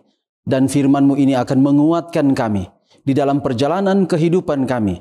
Kami tahu bahwa kami tidak berjalan sendiri, tetapi kami selalu bersama dengan Tuhan. Berkati hamba-Mu yang membagikan roti hidup ini. Biarlah Tuhan tuntun dengan kuasa Roh Kudus yang sama. Inilah menjadi doa kami. Terpujilah nama Tuhan. Di dalam nama Yesus kami berdoa. Amin. Sekali lagi, judul khotbah pekabaran yang ingin saya bagikan pada Sabat ini yaitu iman di saat darurat. Dalam ayat-ayat yang akan kita bacakan pada Sabat hari ini adalah ayat-ayat yang tidak asing lagi bagi kita. Saudara-saudara juga pernah mendengarkan khotbah ini berkali-kali. Tetapi pada Sabat ini kita sedikit melihat perspektif yang sedikit berbeda dari pekabaran pada Sabat ini. Dan ayat firman Tuhan sebagai basis perenungan kita terdapat di dalam kitab 1 Raja-Raja pasal 17 ayatnya yang pertama dan ayat-ayat seterusnya sampai pada ayat 14, ayat 15 dan seterusnya. Kita akan melihat ayat-ayat ini satu demi satu. Perikop di dalam 1 Raja-Raja pasal 17 ini adalah Elia di tepi sungai Kerit. Dan kemudian perikop yang kedua adalah Elia dan janda di Sarfat. Kita harus melihat bagian awal dari catatan Alkitab ini. Kita akan memahami bagian berikut mulai dari pasal ayat 7 dan seterusnya. Mari kita lihat ayat yang pertama dari pasal 17 ini. Lalu berkatalah Elia orang Tisbe dari Tisbe Gilead kepada Ahab, demi Tuhan yang hidup Allah Israel, yang kulayani, sesungguhnya tidak akan ada embun atau hujan pada tahun-tahun ini, kecuali kalau kukatakan. Di ayat yang pertama dari 1 Raja-Raja pasal 17, kita telah menemukan ada kalimat demi Tuhan yang hidup. Nah, kalimat demi Tuhan yang hidup ini adalah sebuah kontradiksi, sebuah perbedaan yang besar melalui situasi pada saat itu. Situasi pada saat itu adalah bahwa bangsa Israel dipengaruhi dengan pengaruh-pengaruh orang bangsa sekitar yang menyembah berhala. Artinya bahwa mereka menyembah Allah yang mati. Mereka menyembah Allah berhala, Allah yang mati. Tetapi iman daripada Elia orang Tisbe di ayat 1 ini katakan bahwa demi Tuhan yang hidup, Allah Israel. Kalimat ini akan muncul lagi kemudian di ayat-ayat selanjutnya. Tetapi di bagian awal kita mau lihat bahwa iman daripada Elia mengatakan bahwa ada Allah yang hidup. Di tengah-tengah kondisi yang berat sekalipun, masih ada Allah yang hidup. Apakah Allah yang hidup itu juga ada di tengah-tengah kehidupan kita yang berat saat ini? Mari kita lihat selanjutnya. Ayat 2. Kemudian datanglah firman Tuhan kepadanya. Pergilah dari sini, berjalanlah ke timur, dan bersembunyilah di tepi sungai Kerit, di sebelah timur sungai Yordan. Engkau dapat minum dari sungai itu, dan burung-burung gagak telah kuperintahkan untuk memberi makan engkau di sana. Ayat 5. Lalu ia pergi dan ia melakukan seperti firman Tuhan. Ia pergi dan diam di tepi sungai Kerit, di sebelah timur sungai Yordan. Lalu kemudian ayat 6. Pada waktu pagi dan petang, burung-burung gagak membawa roti dan daging kepadanya, dan ia minum dari sungai itu.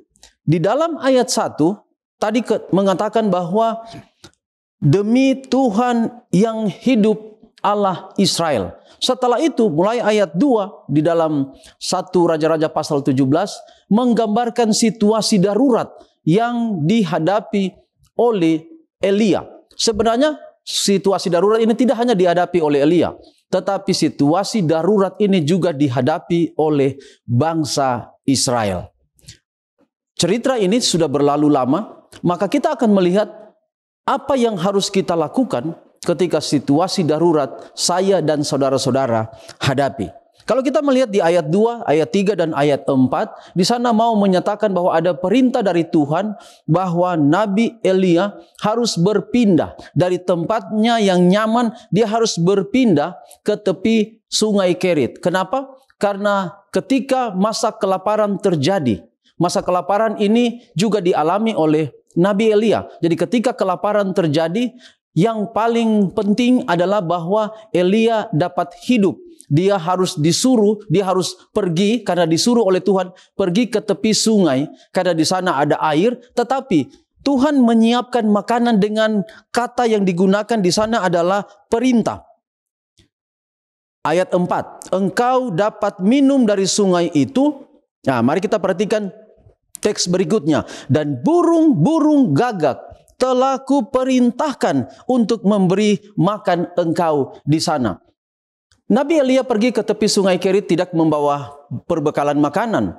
Di sana di sungai Kerit tersedia air minum, air yang cukup. Tetapi untuk mendapatkan makan, Tuhan memerintahkan burung gagak. Di sini kita mendapatkan pelajaran bahwa Tuhan dapat memerintahkan berkat kepada kita dalam situasi apapun, dalam situasi darurat sekalipun. Ketika kita hadapi situasi darurat, asal kita tetap percaya kepada Tuhan, Tuhan dapat memerintahkan berkat itu datang. Ini bagian pendahuluan dari kisah selanjutnya. Kita akan melihat tentang janda yang berada di Sarfat. Mari kita mulai dari ayatnya yang ke-7. Tetapi sesudah beberapa waktu, sungai itu menjadi kering. Sungai apa? Sungai Kerit. Tadi kita sudah baca di atas. Sebab hujan tiada turun di negeri itu. Nah, kalau kita perhatikan bahwa ketika Elia datang ke sungai Kerit, di sana tersedia air minum, lalu kemudian makanan datang dari burung gagak. Burung gagak yang datang, burung gagak ini biasanya mereka membawa makanan di paruh mereka. Dan ketika mereka mau meminum air, mereka harus meletakkan makanan yang di paruh mereka ke mungkin bebatuan, lalu kemudian mereka meminum air. Maka kita memperhatikan di sini seperti burung gagak dan Nabi Elia melakukan barter. Mereka tukar makanan dan juga tukar air minum. Tetapi di ayat 7 menggambarkan bahwa air sungai Kerit kering. Burung gagak bisa datang membawa makanan. Tetapi kalau Elia dapat bercakap-cakap dengan burung gagak, Elia mengatakan bahwa burung gagak minta maaf karena air sudah kering. Maka sekarang Elia diperintahkan lagi kembali untuk mau pergi kemana. Ayat 8. Maka datanglah firman Tuhan kepada Elia. Ayat 9. Bersiaplah pergi ke Sarfat yang termasuk wilayah Sidon dan diam di sana. Ketahuilah aku telah memerintahkan seorang janda untuk memberi engkau makan. Itu ayat 9. Bahwa kalau Tuhan bisa memerintahkan burung gagak, sekarang di ayat 9 kita menemukan Tuhan memerintahkan seorang janda untuk memberi engkau makan. Apa poin dari peran seseorang selain Elia di sini? Tadi ada peran Elia, ada peran burung gagak, kemudian sekarang ada muncul pemeran yang lain yaitu seorang janda.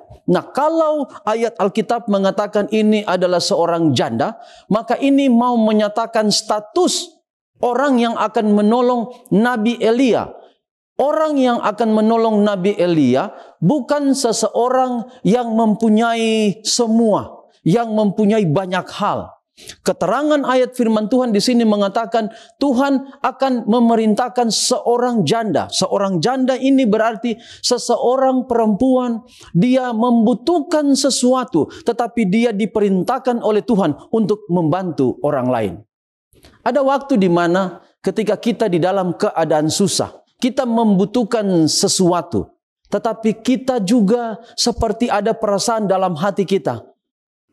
Apakah kita mau menolong orang lain atau tidak? Dalam keadaan yang seperti ini, orang datang meminta pertolongan kita. Pertanyaannya kepada saya dan saudara-saudara, apa yang harus kita buat? Nah, dalam kisah ini kita akan melihat terus ini akan ada menjadi contoh apa yang harus kita lakukan. Lalu ayat 10. Sesudah itu ia bersiap lalu pergi ke Sarfat. Seperti perintah tadi ya, kita bisa ikuti kronologi dari kisah ini.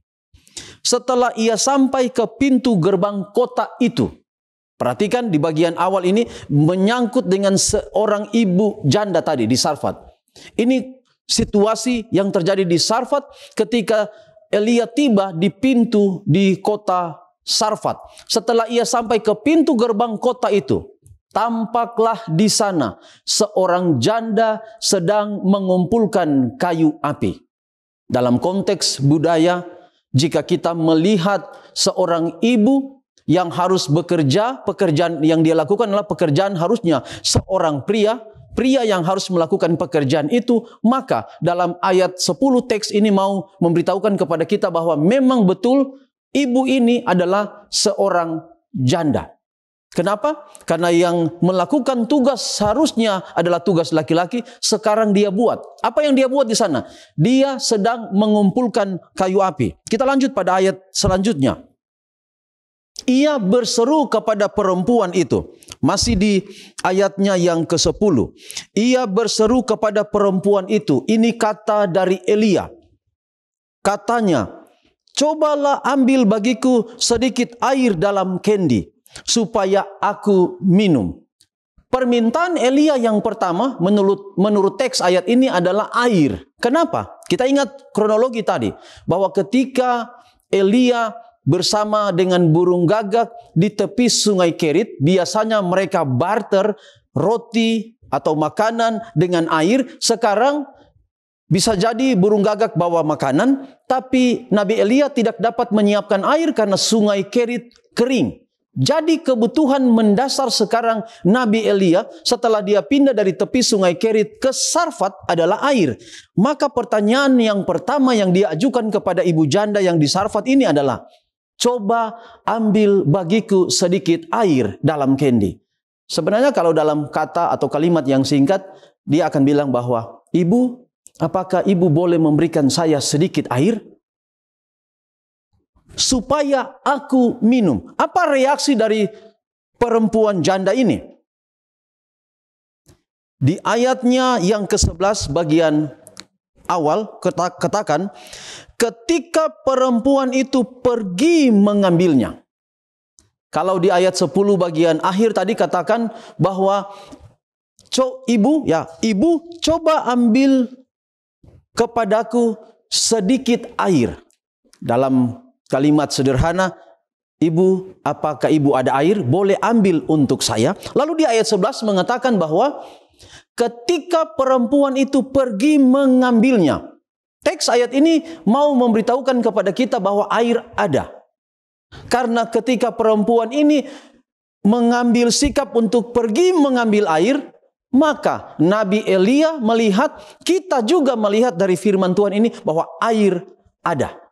Dan ketika perempuan ini gerak-gerik menyatakan air ada dan dia mau pergi mengambilnya, ada permintaan kedua yang diajukan oleh Nabi Elia. Apa permintaan kedua? Ia berseru lagi di ayatnya yang ke-11, kata Nabi Elia, cobalah ambil juga bagiku sepotong roti. Apa yang terjadi saudara? Ayatnya yang ke-12. Ketika perempuan itu pergi, sekarang ketika dia mau mengambil air, permintaan Elia adalah coba ambil bagiku sepotong roti. Saya berhenti dulu di sini sedikit. Sepotong roti di dalam bahasa Ibrani adalah lechem. Nah, lechem ini, saudara-saudara, ini sama seperti roti perjamuan. Roti yang tidak ada rasa apa-apa, ya. Roti itu hanya paling rasa asin sedikit. Dan ini berbeda dengan kue yang lain. Ini roti yang biasa. Jadi ketika Nabi Elia minta air ada di ayatnya yang ke-11. Lalu kemudian setelah ibu janda ini menunjukkan gerak-gerik bahwa air ada, dan kemudian dia juga menyodorkan permintaan yang kedua, cobalah ambil juga bagiku sepotong roti, bukan roti yang enak, yang mewah, tetapi hanya sepotong roti perjamuan. Apa reaksi daripada perempuan ini? Ayatnya yang ke-12. Perempuan itu menjawab. Saudara-saudara, mari kita perhatikan kalimat yang digunakan oleh perempuan atau janda di Sarfat ini. Demi Tuhan Allahmu yang hidup. Saudara ingat di awal khotbah pada sabat ini, saya sudah mengatakan di ayat 1 Raja-Raja pasal 17, Nabi Elia ketika menghadap Raja Ahab, dia juga mengatakan kalimat yang sama. Demi Tuhan Allahmu yang hidup. Dan ketika Elia berada dengan perempuan janda di Sarfat, dia kembali lagi mendengarkan kalimat yang sama. Saya dan saudara juga kembali mendengarkan kalimat yang sama. Kalau kita hitung, inilah kalimat yang kedua yang sama yang diucapkan di tengah-tengah kehidupan darurat yang dihadapi oleh bangsa Israel. Tetapi bukan cuma bangsa Israel yang menghadapinya. Bahkan janda yang ada di Sarfat yang bisa kita bilang dia bukan bagian dari orang-orang Israel, bukan bagian dari umat-umat Tuhan. Dia juga merasakan penderitaan situasi darurat yang sama. Jadi ketika dia mengucapkan ini, Nabi Elia mengatakan bahwa luar biasa, di tengah kehidupan darurat ini masih ada seseorang juga di tempat ini bahkan yang berkata, demi Tuhan Allahmu yang hidup. Pertanyaan kepada kita saat ini, sekarang ini, apakah di tengah keadaan kehidupan darurat kita masih sanggup mengatakan masih ada Allah yang hidup? Kita kembali pada ayat 12. Perempuan itu menjawab, demi Tuhan Allahmu yang hidup, sesungguhnya tidak ada roti padaku sedikit pun. Coba saudara perhatikan, ketika Nabi Elia meminta roti, perempuan janda ini berkata, demi Tuhan Allahmu yang hidup. Ini sebenarnya adalah gaya seseorang yang mau meyakinkan orang lain bahwa memang betul-betul tidak ada. Sesungguhnya tidak ada roti padaku sedikit pun. Kecuali. Nah, perempuan janda ini menunjukkan kejujuran. Memang tidak ada roti.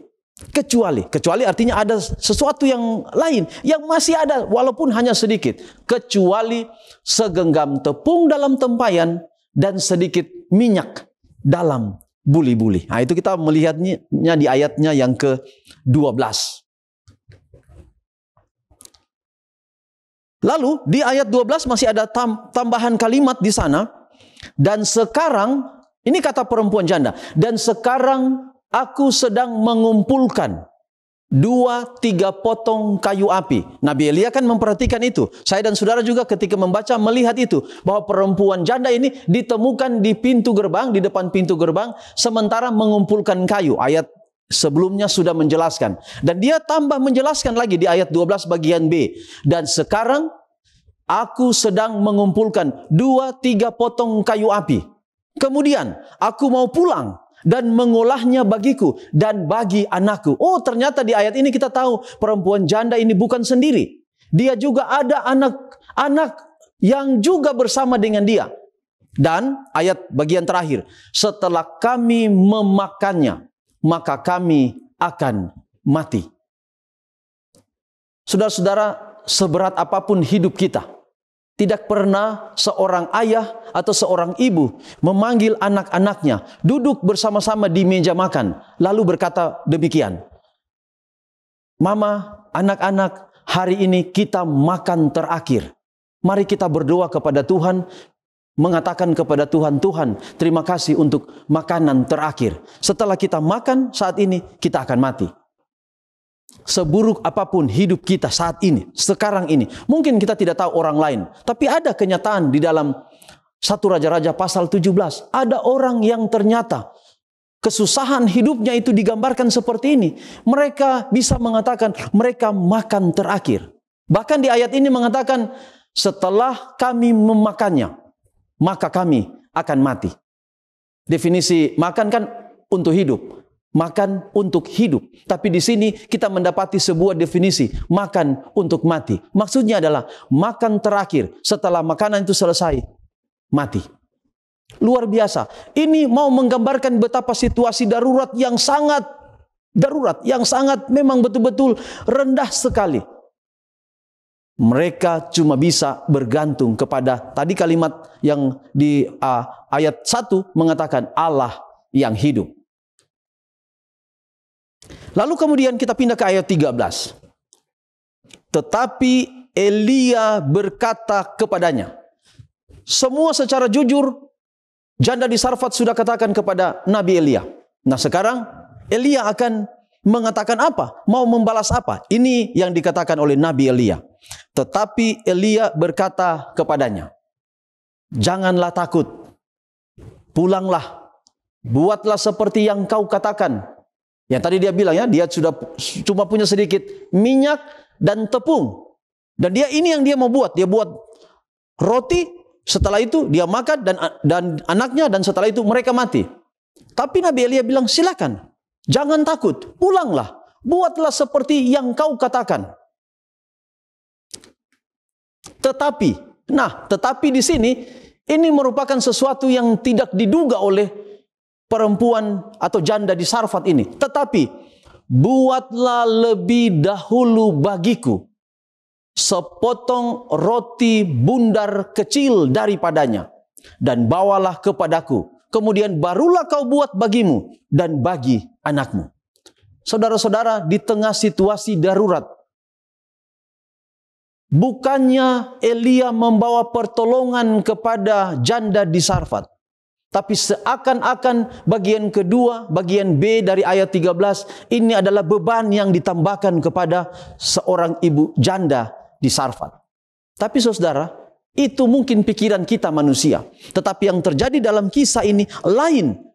Dan inilah saat-saat menentukan, saat-saat yang paling penting. Iman kita akan bekerja pada saat-saat seperti ini. Pada saat-saat darurat seperti yang dihadapi oleh ibu janda di Sarfat ini. Dia katakan, jadi Nabi Elia katakan, tetapi buatlah lebih dahulu bagiku sepotong roti bundar kecil. Dan yang lebih lagi saudara, dari permintaan Elia ini, dia tidak hanya meminta sepotong roti kecil atau sepotong roti biasa. Tetapi dalam kalimat ini, dia meminta sepotong roti bundar kecil. Dalam bahasa Ibrani, ini berbeda dari lechem tadi. Itu roti perjamuan. Tapi yang dia minta di sini adalah ugah dalam bahasa Ibrani. Terjemahannya ke dalam bahasa Inggris, cake. Tentu saudara, roti dan cake itu jauh berbeda. Dari segi rasa, dari segi bahan, dari segi tekstur, roti dan cake jauh berbeda.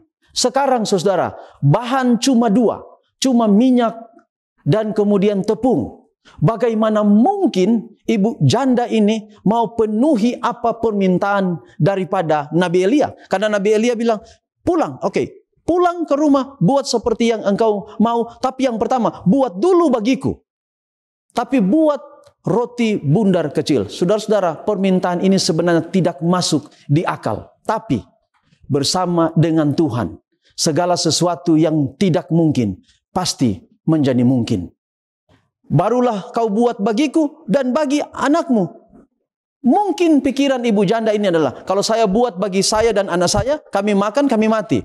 Tapi kalau saya buat kepada Nabi itu terlebih dahulu, dia makan, dia habis bahan itu, dia mati, kami juga mati. Tapi paling kurang, walaupun saya dan anak saya akan mati, sekurang-kurangnya sebelum saya dan anak saya mati, kami telah berbuat sesuatu yang baik kepada Nabi Elia. Ini pikiran yang mungkin jarang terjadi pada kehidupan kita. Kalau kita dalam keadaan yang sulit, bisa jadi kita lebih mencintai diri kita sendiri. Kita akan lanjut karena bagian-bagian terakhir dari pekabaran pada sahabat ini. Sebab beginilah firman Tuhan. Ini kata Nabi Elia. Allah Israel, tepung dalam tempayan itu tidak akan habis.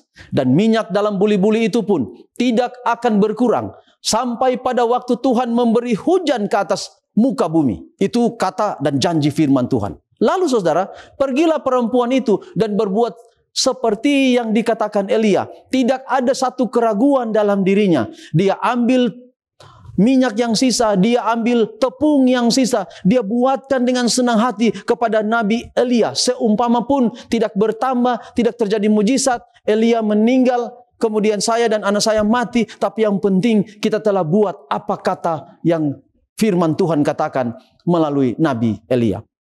Maka perempuan itu dan dia serta anak perempuan itu mendapat makan beberapa waktu lamanya. Ayat 15 menjawab iman sesungguhnya dari perempuan janda di Sarfat ini. Bahwa apa yang dia buat kepada Nabi Elia, ternyata itu adalah kunci di mana dia boleh hidup sepanjang beberapa waktu lamanya selama masa kelaparan itu terjadi. Dia beserta dengan anaknya dan juga Nabi Elia. Saudara, kalau kita memperhatikan bagian terakhir dari ayat itu dan kita coba meditasikan, bisa jadi saudara, roti yang dibuat oleh janda di Sarfat dari dua bahan tidak mungkin berubah menjadi cake. Tetapi bisa jadi mereka makan roti biasa, tetapi rasanya seperti mereka memakan cake. Ada waktu di mana saya dan saudara menghadapi tantangan. Tetapi kalau kita tinggal di dalam Tuhan, kita tetap beriman kepada Tuhan. Berat sekalipun, tetapi terasa ringan, terasa enak. Cuma makan nasi dengan garam, tetapi makanan itu menjadi enak di dalam perasaan kita. Kenapa? Karena kita terus bergantung kepada Tuhan.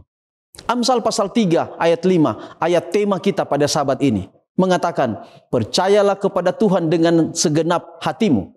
Dan janganlah bersandar kepada pengertianmu sendiri. Kalau kita percaya kepada Tuhan, di dalam situasi darurat sekalipun, iman kita akan bertumbuh kepada Tuhan. Oleh karena kita tidak ragu, Tuhan masih tetap melindungi kita. Setidaknya ada 3 kesimpulan. Pertama, kita harus selalu bergantung kepada Tuhan dan tetap setia kepadanya. Yang kedua, jangan khawatir tentang masa depan. Kenapa? Karena pengalaman hidup kita di waktu lalu, kalau Tuhan sertai kita, Tuhan yang sama terus menyertai kita hingga Dia datang pada kali yang kedua. Kesimpulan yang ketiga, apabila masalah terjadi untuk kepentingan Tuhan, Tuhan akan melindungi kita. Dia tidak pernah lepas tangan terhadap hidup kita. Dan dalam pena inspirasi mengatakan di dalam buku Para Nabi dan Raja halaman 105. Perempuan ini bukan orang Israel.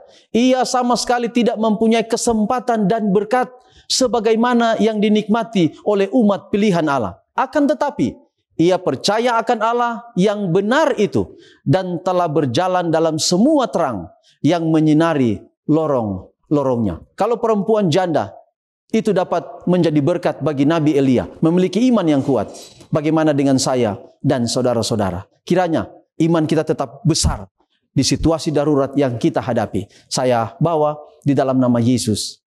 Amin. Mari kita berdoa. Bapa kami di dalam sorga, terima kasih untuk peribadatan Sabat yang penuh sukacita. Terima kasih untuk pekabaran firman Tuhan yang boleh kami dengarkan pada Sabat ini.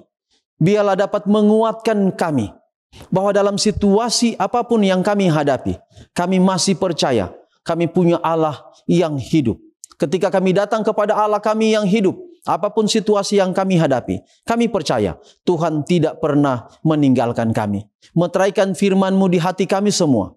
Biarlah pekabaran firman Tuhan pada Sabat ini akan membawa hidup kami lebih setia kepada Tuhan. Terima kasih untuk ibadah pada Sabat ini. Berkati semua yang mengikuti ibadah ini. Dan biarlah oleh karena di hadirat Tuhan melalui Cornelius Media, kami boleh diberkati. Dan biarlah kiranya melalui pelayanan Cornelius Media pada Sabat ini, pada kali-kali yang sudah berlalu dan kali-kali yang akan datang, selalu membawa berkat yang besar bagi kita semua, bagi kami semua yang mengikuti program-program dari Cornelius Media. Dan pada Sabat ini Tuhan, di akhir acara ibadah ini, kami serahkan seluruh hidup kami ke dalam tangan Tuhan. Ampunilah kekurangan dan dosa kami.